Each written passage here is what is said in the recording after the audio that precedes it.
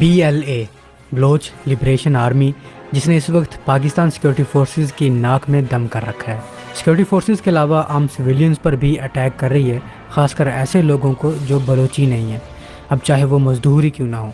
बलूचिस्तान से एक ही दिन में कई ऐसी अफसोसनाक खबरें आ रही हैं। आखिर ये BLA है क्या, ये चाहती क्या है, इसके हाथ इतने मजबूत कैसे हो गए, आर्मी इनके खिलाफ एक प्रॉपर ऑपरेशन क्यों नहीं कर पा रही। आज की इस वीडियो में हम वो बातें जानेंगे जो शायद आपने BLA के बारे में आज से पहले कभी ना सुनी हो। लेकिन आगे बढ़ने से पहले बता दूं कि अगर आप एक ऐसे शख्स हैं जो BLA के लिए थोड़ा सा भी नरम गोशा रखते हैं तो ये वीडियो आपके लिए बिल्कुल भी नहीं है, क्योंकि BLA एक दहशतगर्द तंजीम है जिसे इंटरनेशनली भी दहशतगर्द तंजीम माना गया है और आम इंसानों को कत्ल करने वालों को किसी भी तरह जस्टिफाई नहीं किया जा सकता। बाकी इस वीडियो में भरपूर रेफरेंस के साथ बात होने वाली है और बहुत कुछ नया सुनने और देखने को आपको मिलेगा, और हम ये भी देखेंगे कि BLA जैसी तंजीमें कैसे जन्म लेती हैं और इनका ख़ात्मा कैसे कर हो सकता है। मैं जानने से पहले आपके लिए बलूचिस्तान की अहमियत के बारे में जानना इंतहाई ज़रूरी है। बलूचिस्तान एक पूरा रीजन है जो कि 3 हिस्सों पर मुश्तमिल है। बलूचिस्तान का एक हिस्सा ईरान में मौजूद है जो कि ईरान का सूबा सिस्तान एंड बलूचिस्तान के नाम से है। दूसरा हिस्सा अफगानिस्तान के कुछ एरियाज पर मुश्तमिल है जिनमें नमरूज, हलमद और कंधार सूबे के एरिया आते हैं, और बलूचिस्तान का तीसरा सबसे अहम और सबसे बड़ा हिस्सा पाकिस्तान में मौजूद है जो कि पाकिस्तान का भी सबसे बड़ा सूबा है। इस सूबे की क्या अहमियत है ये कोई ढकी छुपी बात नहीं है, लेकिन याद दहानी के लिए बता दूं कि ये gateway of central Asia है। ये यूरोप, मिडल और साउथ एशिया का डायरेक्ट रूट है और ये रूट किसी बहुत बड़े ख़जाने से कम नहीं है। इन शॉर्ट ये वो रूट है जो पूरे पाकिस्तान की किस्मत बदलने की सलाहियत रखता है और सी पैक की शक्ल में इस पर काम भी हो रहा है। गवादर पोर्ट इसकी एक अहम मिसाल है। इसके अलावा ये सूबा coal, gas, chromite, iron, sulphur, titanium और गोल्ड। रेकोडेक माइन के बारे में शायद आपने सुना हो। ये माइन दुनिया की सबसे बड़ी कॉपर और गोल्ड रिजर्व में से एक है, जिसमें तकरीबन 6 बिलियन टन कॉपर और 40 मिलियन औंस सोना मौजूद है, जिसे आप 40 साल तक निकाल सकते हैं। इन शॉर्ट बलूचिस्तान एक सोने की चिड़िया है। अगर इसे पाकिस्तान से अलग कर दिया जाए तो जो पाकिस्तान के रोशन मुस्तकबिल की एक किरण है वो भी ख़त्म हो जाएगी और मुस्तकबिल तारीख हो जाएगा। BLA सन 2000 में बनी, लेकिन इसकी जड़ें 1973 तक जाती हैं, जब अभी ताज़ा पाकिस्तान 2 लाख हुआ था, जिसे तोड़ने में ऑफ कोर्स अपनों के अलावा सोवियत यूनियन और इंडिया भी शामिल थे। ये ढकी छुपी बात नहीं है। बांग्लादेश के अलहदा होने के बाद अगला टारगेट बलूचिस्तान बन चुका था। 1973 में इंडिपेंडेंट बलूचिस्तान मूवमेंट ज़ोर पकड़ती है और इस मूवमेंट को फंड करती है सोवियत यूनियन की secret intelligence agency KGB। Originally BLA तहरीक पहले से मौजूद बलोच स्टूडेंट ऑर्गेनाइजेशन के गिर्द बनाई जाती है और काज इनका ये होता है कि बलूचिस्तान की एक अलग रियासत बनाई जाए, और उस वक्त की BLA को डिज़ाइन करने में 2 सोवियत एजेंट पेश थे जिनका कोड नेम मीशा और साशा था। और ये मैं अपने से नहीं बता रहा, ये आपके सामने रिपोर्ट है, unveiling the mystery of Balochistan insurgency. और ये रिपोर्ट किसी एक सहाफ़ी की रिपोर्टिंग नहीं है, ये report Moscow, Afghanistan, Pakistan, India और अमेरिका और तुर्कमानिस्तान के रिपोर्टर्स की बनाई गई रिपोर्ट है। इसका लिंक डिस्क्रिप्शन में दे दूंगा। उस वक्त इस रीजन के डायनामिक्स काफ़ी चेंज थे। ईरान पाकिस्तान का अच्छा दोस्त था और यही ईरान उस टाइम पर अमेरिका का भी दोस्त था। अमेरिका का दोस्त का मतलब था सोवियत यूनियन का दुश्मन। सेम पाकिस्तान भी सोवियत यूनियन का दुश्मन था। सोवियत यूनियन चाहता था कि ईरान और पाकिस्तान को इन्हीं बलोच अलहदा पसंद मूवमेंट के ज़रिए नुकसान पहुँचाया जाए, और इस चीज़ में सोवियत यूनियन की मदद एक मुल्क कर सकता था और वो था ईरान का दुश्मन इराक। एक तो इराक सोवियत ब्लॉक में था, दूसरा इराक और ईरान की इतनी बनती नहीं थी, दोनों की लड़ाई की वजह शतल अरब दरिया था, और तीसरा इराक और अमेरिका की भी नहीं बनती थी। अमेरिका ने 1970 में इराकी गवर्नमेंट के खिलाफ बगावत को सपोर्ट किया था, तो इराक वो वाहिद मुल्क था जो इस मामले में सोवियत यूनियन का साथ दे सकता था। तो इराक ने सोवियत यूनियन के साथ कोलैबोरेट किया ताकि सोवियत यूनियन पाकिस्तान और ईरान में बलोच इंसर्जेंट्स को मिलिट्री एड प्रोवाइड कर सके और यहाँ पर कवर्ट ऑपरेशन किए जा सकें, और इनके ईरान और पाकिस्तान में कई ऑपरेशन कामयाब भी हुए। और इन बलोच रेबल्स की ट्रेनिंग उस वक्त कंधार में होती थी। इनका हेडक्वार्टर अफगानिस्तान के कंधार में था। उस वक्त अफगानिस्तान में दाऊद खान की हुकूमत थी जिसे सोवियत यूनियन खुली सपोर्ट कर रहा था, और दाऊद खान वो शख्स था जिसने पहली दफ़ा पाकिस्तान के खिलाफ प्रॉक्सी वार शुरू की थी, सपोर्ट दे रहा था। तो पाकिस्तान के लिए उस वक्त भी ज़मीन बहुत तंग थी। ताज़ा बांग्लादेश अलहदा हुआ था, एक तरफ इंडिया था, एक तरफ अफगानिस्तान और सोवियत यूनियन, और बलूचिस्तान में इंसर्जेंसी। इन सब का प्लान बड़ी कामयाबी से जारी था। کامیاب تخریب کاری اور آپریشنز کر رہے تھے، پھر ہوا یہ کہ 9 فروری 1973 کو پاکستانی انٹیلیجنس اداروں کو انفارمیشن ملی کہ سوویت یونین کی ایک شپمنٹ جو کہ ویپن سے بھری ہوئی ہے عراق کی مدد سے بلوچ انسرجنٹس کو پہنچنے والی موجود ہے۔ اس انفارمیشن پر پاکستانی سیکورٹی فورسز حرکت میں آئی اور عراقی ایمبیسی پر ریڈ کی، جہاں سے 300 Soviet made machine guns, 50,000 rounds of ammunition اور ڈھیر سارا فنڈنگ کا پیسہ برآمد ہوا۔ اس کے بعد پاکستان نے عراق کی ایمبیسڈر کو ملک بدر کیا اور عراقی ایمبیسی کو بھی بند کیا، اور پاکستان نے ایک لارج سکیل ملٹری آپریشن شروع کیا۔ یہ ملٹری آپریشن صرف بلوچستان تک محدود نہیں رہا، بلکہ پاکستان نے افغانستان میں گھس کر ان کے ٹھکانوں کو بھی تباہ کیا، کیونکہ افغانستان کے داؤد خان کی پالیسیز ٹوٹلی پاکستان کے خلاف تھی۔ بھٹو نے ایک court operation military intelligence major general Naseer اللہ بابر کے انڈر شروع کیا۔ اس کے بعد 1974 میں ایک اور سیکرٹ آپریشن شروع کیا جو کہ پاکستان کی ISI اور ایئر انٹیلیجنس آف پاکستان نے افغانستان کے کیپٹل کابل میں شروع کیا، جو کہ داؤد اور اس کی گورنمنٹ کے خلاف تھا۔ پاکستان چاہتا تھا کہ داؤد خان کی گورنمنٹ جائے اور اپنی مرضی کی گورنمنٹ افغانستان میں بنائی جائے جو کہ پاکستان کے خلاف نہ ہو، یا پھر داؤد خان کو اتنا مجبور کر دیا جائے کہ داؤد خان ہی پاکستان سے ہاتھ ملا لے، اور ایسا ہی ہوا۔ پاکستان نے داؤد خان کی گورنمنٹ کے خلاف افغانستان میں ایسے آؤٹ کلاس آپریشنز کیے اور افغانستان میں موجود داؤد خان کے خلاف ملیٹنٹس کو سپورٹ کیا تاکہ اس کی حکومت گرائی جا سکے۔ وہی پراکسی وار جو افغانستان پاکستان کے ساتھ لڑنے کی کوشش کر رہا تھا، اب پاکستان اسی پراکسی کو استعمال کرتے ہوئے لڑ رہا تھا۔ ان ملیٹنٹس نے 1978 تک داؤد خان کو اتنا تنگ کیا کہ داؤد خان پاکستان کے خلاف اپنی پالیسی تبدیل کرنے پر مجبور ہو گیا اور پاکستان سے اپنے ریلیشن اچھے کرنے لگ گیا۔ داؤد خان نے 1978 میں پاکستان کا وزٹ کیا اور اینٹی پاکستان ملیٹنٹس کو سپورٹ کرنا بند کر دیا، ان کے ٹریننگ کیمپس ختم کر دیے، اور دوسری طرف سوویت یونین پر بھی ڈیپینڈنس بھی ختم کرنا شروع کر دی۔ اور جب سوویت یونین کو احساس ہوا کہ یہاں پر اس کی گرفت ختم ہو رہی ہے، تو 1 سال بعد سوویت یونین خود ہی افغانستان میں آ جاتا ہے، اور اس کے بعد جو کچھ ہوتا ہے وہ ایک الگ ٹاپک ہے۔ اور سوویت یونین کے ساتھ جو ہم نے افغانستان میں کیا، یہ جنگ کسی اور کی بعد میں تھی، ہماری پہلے تھی۔ ہمارے دروازے پر ایک ریچھ آ کر کھڑا تھا، وہ ریچھ جس نے کچھ سال پہلے ہی بنگلہ دیش علیحدہ کیا تھا اور اب بلوچستان کو ہڑپ کر کے گرم پانیوں تک رسائی ممکن بنانا چاہتا تھا۔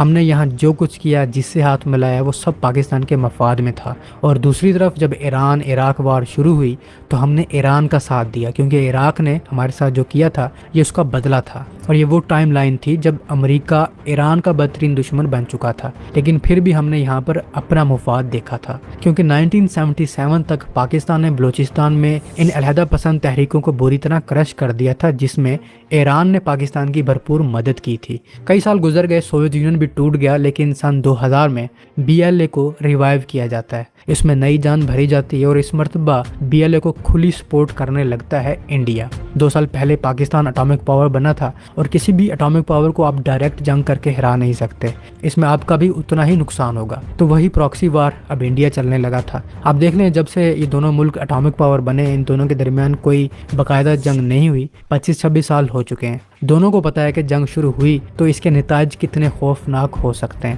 ان دونوں ممالک میں چھوٹی موٹی جھڑپیں ہوتی رہیں گی، لیکن باقاعدہ جنگ نہیں ہوگی، اور ایک دوسرے کے خلاف پراکسی وار ہی لڑیں گے۔ اور اس ٹائم انڈیا اس پراکسی وار میں اگریسو پوزیشن میں ہے، اور پاکستان ہمیشہ کی طرح ڈیفینڈنگ پوزیشن میں ہے، اور اس میں انڈیا کو خاطر خواہ کامیابیاں بھی ملی ہیں۔ یہاں میں ایک بات بتا دوں کہ ایسی تنظیمیں وہیں پیدا ہوتی ہیں جہاں گورنمنٹ کی طرف سے ناانصافی کی جا رہی ہوتی ہے، کیونکہ ایسی تنظیموں کو عام عوام کا بھی سپورٹ چاہیے ہوتا ہے، تو جہاں ناانصافی ہوتی ہے وہاں ایسی موومنٹ اپنا منجن ضرور بیچتی ہیں کہ ہم تمہارے لیے حکومت سے لڑیں گے، اپنا حق حاصل کریں گے، تم لوگوں کو حق دلائیں گے، اور یقین مانیں اس آڑ میں یہ اپنا کام کرتی ہیں، اپنے مقاصد پورے کرتی ہیں۔ تو اپنے لوگوں کو حق دلانے کے لیے BLA نے 22 جولائی 2000 میں کوئٹہ کی مارکیٹ میں بوم بلاسٹ کیا، جس میں بلوچستان کے ہی 7 لوگ مارے گئے اور 25 زخمی ہوئے۔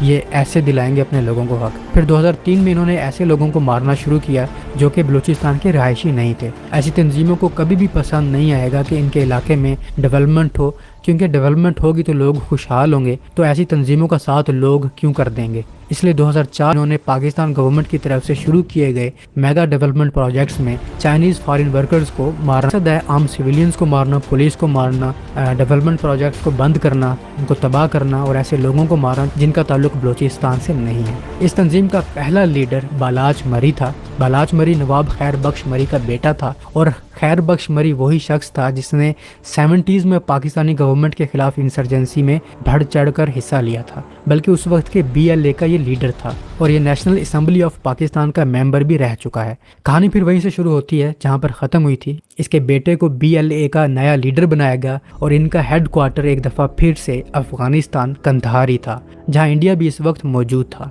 बलाच मरी ज़हीन भी था और जानता था कि मौके का फ़ायदा कैसे उठाना है। नवाब अकबर खान बुगटी को तो आप जानते होंगे, जिनकी पाकिस्तान हुकूमत के साथ काफ़ी टेंशन्स थी और मारे गए थे। ये वही शख्स थे जिन्होंने इन्फॉर्मेशन दी थी कि इराकी एम्बेसी में असलहा मौजूद है। ये हम नहीं जानते कि ये इन्फॉर्मेशन इन्हें कैसे मिली, लेकिन इन पर भी ये इल्ज़ाम लगता रहा है कि ये भी BLA के लीडर थे। लेकिन ऐसा कभी भी नहीं हुआ कि इन्होंने ऐसा माना हो या कभी भी बलोच नेशनलिज्म के तौर पर फोर फ्रंट पर आए हों। तो हम ये नहीं कह सकते कि ये BLA को सपोर्ट करते थे कि नहीं, लेकिन ये अपने बुगटी ट्राइब के लिए ज़रूर लड़ रहे थे। 2005 में इन्होंने पाकिस्तानी गवर्नमेंट के सामने 15 पॉइंट्स रखे थे, जिनमें कुछ ये थे कि ये चाहते थे कि इस सूबे के रिसोर्सेज पर ज़्यादा कंट्रोल सिर्फ बलोचों का ही होना चाहिए, इस सूबे में मिलिट्री बेसिस तामीर नहीं होनी चाहिए, तमाम की तमाम सिविल और मिलिट्री फोर्सेज यहाँ से निकल जानी चाहिए, और भी इस तरह के पॉइंट्स थे जो कि कुछ मानने वाले थे और कुछ नहीं थे। तो इसी दौरान आम सिविलियन और सिक्योरिटी फोर्सेज पर भी हमले बढ़ जाते हैं, जिनमें BLA मुलव्वस थी, जो कि इस सिचुएशन का भरपूर फ़ायदा उठा रही थी। दूसरी तरफ इन हमलों के रिस्पांस के तौर पर मुशर्रफ भी इनके खिलाफ मिलिट्री ऑपरेशन शुरू कर देते हैं। पूरे बलूचिस्तान में बिखरे हुए, कभी चाइनीज को मार देते हैं, कभी कोई और लोगों को मारते हैं पकड़ के इनके, और उनको अपने आप को BLA Balochistan liberation army Pakistan से अलग होने की सोच रहे हैं। हर रोज गैस पाइपलाइन को रॉकेट मार के उड़ा देते थे, हर रोज इलेक्ट्रिक पाइलॉन मार के उड़ा दिया, बिजली खत्म हो गई, रोजाना रेलवे लाइन उड़ा दी या ब्रिज उड़ा दिया। एक दिन में सुई प्लांट जो हमारा बहुत बड़ा प्लांट है, उसके ऊपर 450 रॉकेट फायर कर दिए सुई प्लांट पे, उसका सत्यानाश कर रहे थे, उसकी रिपेयर फिर होती गई। गवर्नर सुई पे लैंड करने वाले थे तो वो एयर ट्रैफिक कंट्रोल की बिल्डिंग को उड़ा दिया। पाकिस्तान से अलग होना चाहते हैं ग्रेटर बलूचिस्तान या बलूचिस्तान लिबरेशन आर्मी, मेरा जवाब उसको कुचल देना चाहिए, ये है मेरा जवाब। कहते हैं कि एक वक्त ऐसा भी आया कि ये सारे मामलात सुलझ जाते, लेकिन इससे पहले कि मामलात सही सिमत में जाते, अकबर बुगटी एक गार में धमाका खेज मवाद फटने से गार में ही दब के मर जाते हैं, और अकबर बुगटी का अपना पोता बरामदाग बुगटी इस कत्ल का इल्ज़ाम BLA लीडर बलाच मरी पर लगाता है। बरामदाग बुगटी का कहना था कि जिस गार में अकबर बुगटी छुपे हुए थे, इसी गार में रिमोट कंट्रोल के जरिए ब्लास्ट किया गया था, और जिस टाइम ब्लास्ट हुआ बलाच मरी गार के बाहर खड़े थे, और बरामदाग बुगटी पाकिस्तान का खैर ख्वाह नहीं था कि जो इल्ज़ाम आर्मी पर आ रहा है वो ये बलाच मरी पर लगा दे। बरामदाग बुगटी खुद पाकिस्तान को मतलूब था। पाकिस्तान का कहना था कि बरामदाग कई टेररिस्ट अटैक्स में मुलविस था। बरामदाग पहले अफगानिस्तान भागा, फिर जब पाकिस्तान ने करजई से बुगटी के कत्ल के बाद BLA को एक बड़ा फ़ायदा ये मिला कि बहुत से लोग फौज और पाकिस्तान के खिलाफ हो गए, क्योंकि अकबर बुगटी बड़े ट्राइब का लीडर था। इसके बाद बलाच मरी अफगानिस्तान निकल गया और जहां इसकी मौत इसका इंतज़ार कर रही थी। अफगानिस्तान में नेटो ने एक जगह पर तालिबान फाइटर समझकर एयर स्ट्राइक की, लेकिन यहाँ पर तालिबान फाइटर नहीं बल्कि बलाच मरी और इसके साथी मौजूद थे जो इस एयर स्ट्राइक में मारे गए। बलाच मरी के मरने के बाद BLA काफ़ी हद तक कमज़ोर हो चुकी थी। BLA की लीडरशिप के लिए बलाच मरी के दूसरे भाइयों मेहरान मरी और हरबियार मरी के माबीन तनाज़ा शुरू हो चुका था। यहीं से मेहरान मरी ने अपनी अलग दहशतगर्द तंजीम बना ली जो कि यूनाइटेड बलोच आर्मी के नाम से थी, और मेहरान मरी पर BLA की लीडरशिप इल्ज़ाम लगाती है कि इसने BLA के $3 मिलियन फंड्स और 800 मिलियन वर्थ के वेपन्स चुरा कर यूनाइटेड बलोच आर्मी बनाई। यूनाइटेड बलोच आर्मी का भी वही काम था जो कि BLA का था, आम आवाम को मारना। 2013 Quetta attacks, 2014 Jaffar express bombing, 2016 Mastung bus attack इसके नोटेबल अटैक्स हैं। जब से मोदी साहब ने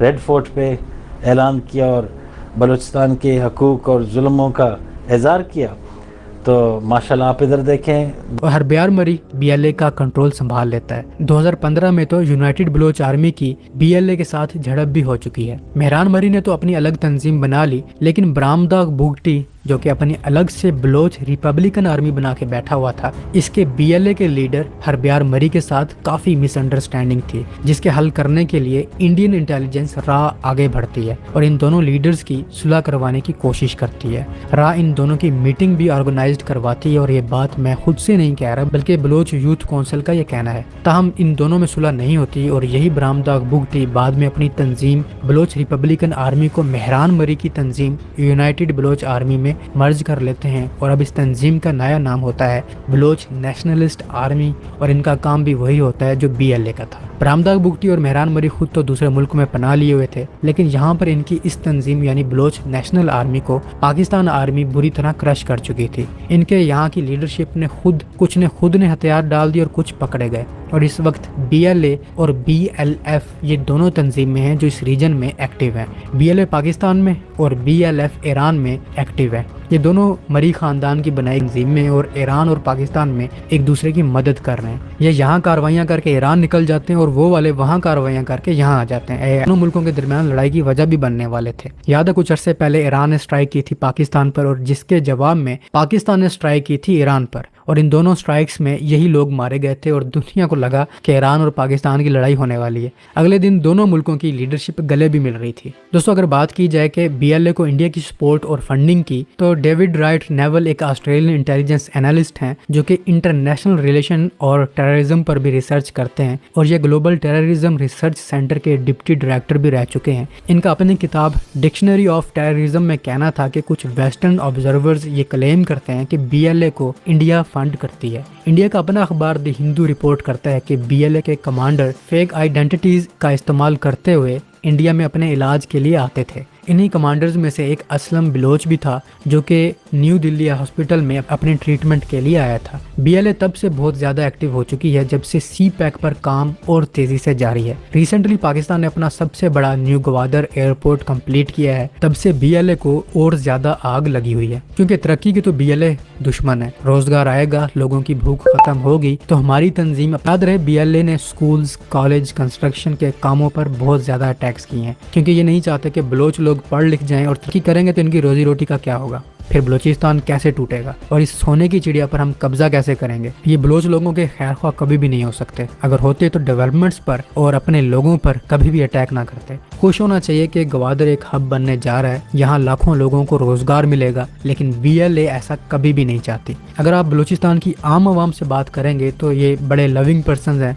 और यही नहीं पाकिस्तान के साथ मुखलिस भी हैं, लेकिन BLA का प्रोपेगेंडा है कि बलूचिस्तान के लोग पाकिस्तान से नफरत करें और बाकी सूबों के लोग बलोचों से नफरत करें, तभी तो ये दूसरे सूबों के लोगों को मारते हैं, खासकर पंजाबियों को। आम मजदूरों को मारकर इन्हें क्या मिलेगा? यही मिलेगा ना कि पंजाब बलोचों से नफरत करेगा और बलोच पंजाबियों से नफरत करेंगे, यही मिलेगा और ये एक प्रोपेगेंडा है जो कि इंशाल्लाह कभी कामयाब नहीं होगा। अब मैं बात करता हूँ सबसे अहम टॉपिक पर जिसकी आड़ इस वक्त BLA भरपूर ले रही है और वो है ह्यूमन राइट्स की तंजीमें। ह्यूमन राइट्स की तंजीमों को इंटरनेशनली सपोर्ट किया जाता है और BLA अपने दहशतगर्दों को मिसिंग पर्सन बताकर प्रोपेगेंडा कर रहे हैं। यकीन नहीं आएगा ना। सबसे पहले बात करते हैं मिसिंग पर्सन जाकिर मजीद की। ये जाकिर मजीद की बहन फरजाना मजीद हैं जो कि इस वक्त अमेरिका में सेटल्ड है। इन्होंने अमेरिका में रहकर अपने गुमशुदा भाई के लिए आवाज उठाई कि इसे पाकिस्तानी फोर्सेस की तरफ से उठा लिया गया है और अब तक लापता है। फरजाना मजीद बलूचिस्तान से अमेरिका गई और वहाँ ह्यूमन राइट्स की तंजीमों से, यूनाइटेड नेशन से इस बारे में अपील की कि इनकी मदद करें। जाकिर मजीद BSO के मेंबर थे। जाकिर मजीद को तो पता नहीं कि किधर गए, लेकिन फरजाना मजीद ने अपने दूसरे भाई बाबर मजीद के बारे में कभी बात नहीं की जो BLA लीडर के साथ कंधार में मारा गया था। ये बाबर मजीद की इल्म हासिल करने की पिक्स हैं। फरजाना मजीद को अमेरिका कौन लेके गया, कैसे इसे वहाँ प्लांट किया गया, ये आपको बताएंगे मामा कदीर जो कि बलोचों के बड़े मशहूर और मान्यता ने एक्टिविस्ट हैं। आप मामा कदीर की वीडियो देखें और इस वीडियो में मामा कदीर BLA की क़यादत से कुछ नाराज़ हैं और ये वीडियो इन्होंने अपने दोस्तों के लिए रिकॉर्ड की है जो कि बाद में लीक हो गई। गौर से सुनिएगा, इसमें हरब्यार मरी और दूसरे बलोच लीडर्स का नाम भी लिया जाता है। अब हम तंजीम वाले से अमेरिका गए कि हम वहाँ मिलकर बलूचिस्तान में इंसानी हकूक़ के खिलाफ वर्जी के बारे में काम करें, लेकिन वहाँ भी मुझे काफ़ी परेशान किया गया। हमें जुदा करने की कोशिश की कि उसमें भी कामयाब हो गए। मुझे काफ़ी दोस्तों ने कहा कि आप अमेरिका में रहकर काम करें। जब हरब्यार से कहा गया कि आप मामा की कुछ मदद करें اس نے صاف انکار کر دیا کہ ماما کو کسی صورت تعاون نہیں کریں گے، بلکہ میرے ساتھ جانے والی بچی کو بتایا کہ آپ کو تعاون کریں گے، لیکن ماما قدیر کو اسی بنیاد پر تعاون نہیں کریں گے۔ ایک طرف آج کل اتحاد کی بات کرتے ہیں اور دوسری طرف ان کو اچھوت کہہ کر مجھ سے نفرت کرنا، یہ کیسی اتحاد کی بات ہے؟ یہ اتحاد کا خربش مری نے بھی کہا، آپ نہیں مانے۔ ایک سیدھا سادہ بچی کو سبز باغ دکھا کر مجھ سے جدا کر کے ایک ایسے آدمی کے حوالے کیا جس کے کریکٹر کے بارے میں پورے امریکہ کے بلوچ، سندھی، پنجابی واقف ہیں۔ اس نے ایک 60 سالہ انگریز سے شادی کی ہے، اسے بھی کینسر ہے اور بے اولاد ہے۔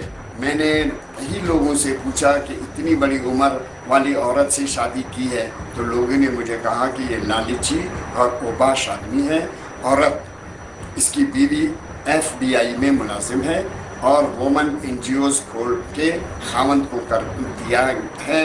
خاوند اوباش آدمی ہے، لڑکیوں کو NGOs کے نام پر پھنساتی اور کرایہ پر جگہ لے کر دیتا ہے اور اپنا ٹائم پاس کرتا ہے۔ اور ہربیار کے قریبی ساتھی مصطفیٰ ایرانی گجر کا دوست ہے، دونوں ایرانی ہیں، اسی لیے ہربیار بلوچستان کے بلوچوں کے اتنا نہیں قریب کہ جتنا ایرانی بلوچوں کے ساتھ ہے۔ بچی کو سبز باغ دکھا کر دام میں پھنسا دیا ہے۔ اب یہ خواب پتہ نہیں کب پورے ہوں، اللہ ہی جانے کون بشر ہے۔ فقط ماما قدیر بلوچ۔ یقیناً آپ کو نہیں سمجھ آئی ہوگی، بتاتا ہوں۔ ماما قدیر نے BLA کے کہنے پر فرزانہ بلوچ کی پروفائل بنائی اور اسے امریکہ لے گیا۔ وہاں ماما قدیر کے خود کے بھی پلان تھے کہ وہ خود بھی امریکہ میں سیٹل ہو جائے، پر ہربیار مری BLA لیڈر نے اسے کہا کہ تو کھسا کدھر سے، تیرا کوئی کام نہیں ہے۔ اسی وجہ سے ماما قدیر نے ویڈیو ریکارڈ کی اپنے دوستوں کو بتانے کے لیے کہ میرے ساتھ انہوں نے کیا کیا ہے۔ اب فرزانہ بیچاری اکیلی امریکہ میں دربدر اپنے بھائی کو ڈھونڈ رہی ہے۔ آپ دیکھ سکتے ہیں پکس میں یہ فرزانہ مری ہیں، اور اگر یہ اس وقت پاکستان میں ہوتی تو ان کی بلوچوں والے کپڑے ہوتے اور ہاتھ میں بھائی کی تصویر اور منہ پر مسنگ پرسن کا نعرہ ہوتا، لیکن اس وقت یہ حقیقت میں پینسلوینیا میں اپنے ہینڈلر کے ساتھ فل سیٹلڈ ہیں۔ انہیں اچھی خاصی رقم ملی تھی پاکستان کو ڈی فیم کرنے کے لیے۔ ماما قدیر کی بات کر لیتے ہیں، ٹاپ ہیومن رائٹس ایکٹیوسٹ۔ یہ جناب 2018 میں انڈیا کا وزٹ کرتے ہیں اور ایک انڈین چینل نیوز 18 کو انٹرویو دیتے ہیں، جس میں یہ انڈین گورنمنٹ سے کہتے ہیں کہ اگر انڈیا ہمیں ویپن پرووائڈ کرے تو انڈیا کے دشمن کو مار دیں گے، یعنی کہ پاکستان کے خلاف۔ تو یہ پیغام بھیجا کہ مودی صاحب آپ عملی طور پہ ہماری مدد کریں، زبانی بات نہ کریں، آپ ہمیں اسلحہ دے دیں، آپ ہمیں اس طرح کی مدد دے دیں۔ ماما قدیر کی دوسری ویڈیو دیکھیے، اس میں ہیومن رائٹس ایکٹیوسٹ ماما قدیر BLA کے آپس کی گینگ وار کے بارے میں بات کر رہے ہیں۔ علی شیر کورد نے ایک خط ہربیار مری کو لکھا کہ کمانڈر اسلم کے گندے اور برے کرتوتوں کے بارے میں ہربیار بجائے ایکشن لینے کے اس نے علی شیر کو ناراض کر دیا، بلکہ اس کو تنظیم سے نکال دیا، تو اسی ناراضگی کی وجہ سے علی شیر کورد کا جان چلا گیا۔ یہ بھی ہربیار کے گروپ کا کارنامہ تھا۔ اس کے علاوہ امیر بخش، سگار جیسے رہنماؤں کی کمی صدیوں تک پورا نہیں ہو سکتا۔ ان کی کمی کا احساس تو ہمیں ہر وقت رہتا ہے، خالصتاً اس وقت بلوچ تحریک کو ان کی اشد ضرورت تھی، لیکن ان کو بھی ہربیار کے ساتھیوں نے معاف نہیں کیا۔ نواب صاحب نے مزید گفتگو جاری رکھتے ہوئے کہا کہ حمید شاہین کے ساتھ بھی یہی ہوا اور غفار لانگو کے ساتھ بھی یہی ڈرامہ کراچی میں ہوا۔ اس کے قریبی عزیز BLA میں تھا، تو غفار کا حالات سن کر اس نے BLA کو خیرباد کیا اور انہوں نے کہا کہ کل کو میرے ساتھ بھی ایسا نہ ہو۔ وہ کسی اور مسلح تنظیم میں چلا گیا۔ کیا ایک ہیومن رائٹس ایکٹیوسٹ کسی دہشت گرد تنظیم سے تعلق رکھ سکتا ہے؟ ایسی دہشت گرد تنظیم کو جس کو صرف پاکستان نے ہی دہشت گرد نہ مانا ہو بلکہ دنیا کی 3 بڑی طاقتوں نے بھی دہشت گرد تنظیم ڈکلیئر کیا ہو، امریکہ، UK اور چین نے۔ اب بات کرتے ہیں کریمہ بلوچ کی۔ یہ ہے کریمہ بلوچ، ایک اور بڑی ہیومن رائٹس ایکٹیوسٹ جو بلوچ اسٹوڈنٹ اور ऑर्गेनाइजेशन जिसके लिए जाकिर मजीद फरजाना मजीद का भाई काम करता था, ये उसकी पहली चेयरपर्सन है। आप इसकी वीडियो देखें। श्री मोदी जी, रक्षाबंधन के दिन पे बलूचिस्तान की एक बहन आपको भाई मानकर आपसे कुछ कहना चाहती है। मेरा नाम करीमा बलूच है और मैं बलूच स्टूडेंट ऑर्गेनाइजेशन की चेयरपर्सन हूँ। इस दिन के हवाले से हम आपसे ये उम्मीद लेकर आपके पास आपको ये कहना चाहते हैं कि आपको बलूचिस्तान की बहनें एक भाई की हैसियत से मानते हैं। हम अपनी जंग खुद लड़ेंगे। हमें आपसे सिर्फ आप हमारी आवाज़ बन जाएं, उस जंग की आवाज़ बन जाएं और दुनिया के किसी भी कोने में उस आवाज़ को पहुंचाएं। हमें आपसे इतना चाहिए। ये कैसे अपने भाई मोदी से मदद मांग रही हैं। अब मोदी इनकी मदद करेगा जो खुद मुसलमानों का बहुत बड़ा कातिल है, तो ये भी सही है। अब ये लोग इंडिया से मदद मांग रहे हैं इसी तरह जिस तरह मुजीब मांगा करता था। तहम करीमा बलोच मर चुकी हैं, और अगर मैं आपको कहूं कि ये बलूचिस्तान में मरी हैं और इनकी लाश किसी नदी में पड़ी मिली है तो आप समझेंगे कि ये इंटेलिजेंस अदारों ने मारी है। पर इनकी डेथ कनाडा में हुई है, वहीं पानी में डूबी इनकी लाश मिली थी। कुछ लोग अभी भी ISI पर इसका इल्ज़ाम लगाते हैं। अब क्या पता इन लोगों में, हमें क्या पता किसने मारा है। इनके जितने भी बड़े लीडर्स हैं ना, इनकी खास बात ये है कि वो बाहर सेटल्ड हैं। मैं ऐसे एक एक करके सबके बारे में बताता रहा तो यकीन माने वीडियो बहुत लंबी हो जाएगी, लेकिन एक बड़ी हस्ती के बारे में बात करना ज़रूरी समझूंगा जिसे कुछ लोग ऐसे पेश कर रहे हैं जैसे कि ये बहुत बड़ी लीडर हो और जुल्म के खिलाफ तो डट के खड़ी है। इनका साथ तो इस वक्त ऐसी पार्टी के लोग भी दे रहे हैं जिनका लीडर जेल में बंद है। अब बेचारे हर उस चीज़ का साथ देते फिर जिसमें पाकिस्तान का नुकसान हो रहा हो या आर्मी का। महारंग बलोच जो ह्यूमन राइट्स एक्टिविस्ट हैं और बलोचों के हकूक के लिए इस वक्त लड़ रही हैं। क्या आप इनके वालिद को जानते हैं? इनके वालिद का नाम है मीर गफ्फार लांगू बलोच। मामा कदीर जिनके BLA से अच्छे भले मरासिम हैं, इन्होंने महारंग बलोच के वालिद की तस्वीर को भी अपनी कैंपेन में शामिल कर रखा है। नवाब साहब ने मजीद गुफ्तगू जारी रखते हुए कहा कि हमीद शाहीन के साथ भी यही हुआ और गफ्फार लांगू के साथ भी यही ड्रामा कराची में हुआ।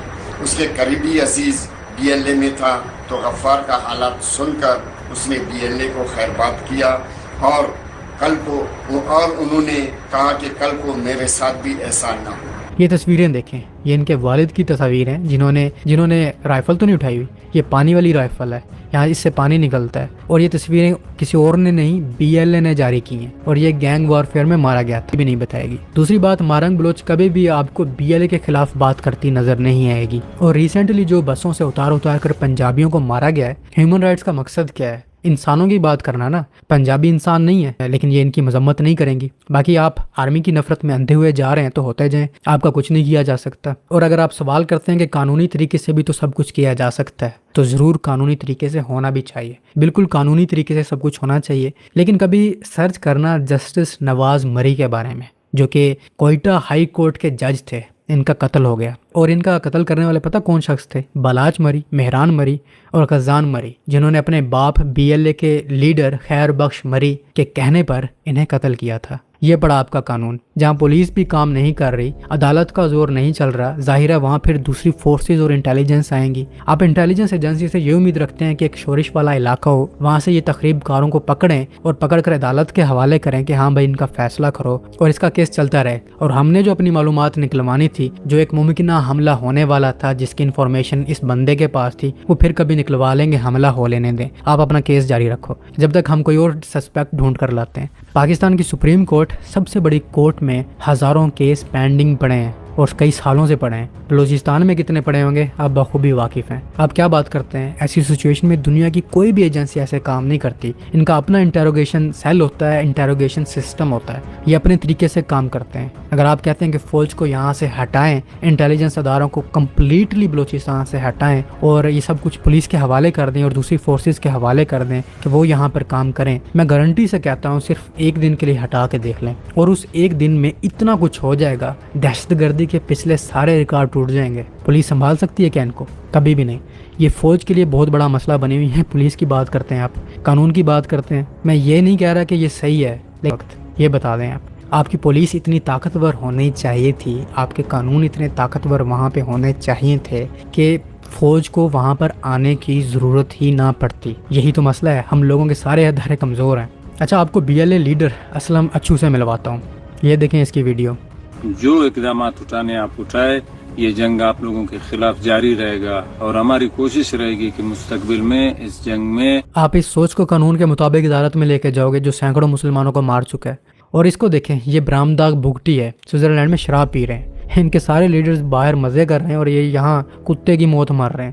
اگر آپ سمجھتے ہیں کہ سارے بلوچ BLA جیسی سوچ رکھتے ہیں تو آپ بالکل غلط ہیں, کمپلیٹلی یہاں پہ آپ غلط ہیں. سارے لونگ پرسن ہیں, سارے اچھے پاکستانی, محب وطن پاکستانی. دیکھیں, آپ بات کرتے ہیں سلوشن کی, سلوشن اچھی تعلیم اور اچھا روزگار ہے, اور یہ پاکستان گورنمنٹس کی غلطی ہے. انہیں بلوچستان میں اچھی تعلیم اور اچھا روزگار وہاں کے لوگوں کو دینا, بیسک حقوق دینے چاہیے تھے, کیونکہ ایسی تحریکیں وہیں جنم لیتی ہیں جہاں نا انصافی ہو رہی ہو, بیسک نیڈز پوری نہ ہو رہی ہوں. اور ایسا نہیں ہے کہ بالکل بھی کوشش نہیں کی گئی. ویڈیوز میں آپ نے دیکھا کہ کیسے BLA جو تھوڑی بہت کوشش ہو رہی ہے ان ڈیولپمنٹس کو بھی روک رہی ہے.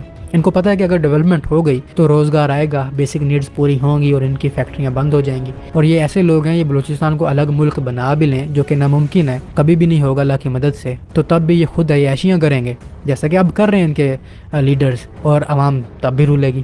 ہوپ سو کہ آپ کے علم میں اضافہ ہوا ہوگا. اگر آپ کو کوئی ایک بات بھی حقائق سے ہٹ کر لگتی ہے تو آپ خود ہی سرچ کر کے دیکھ لیں.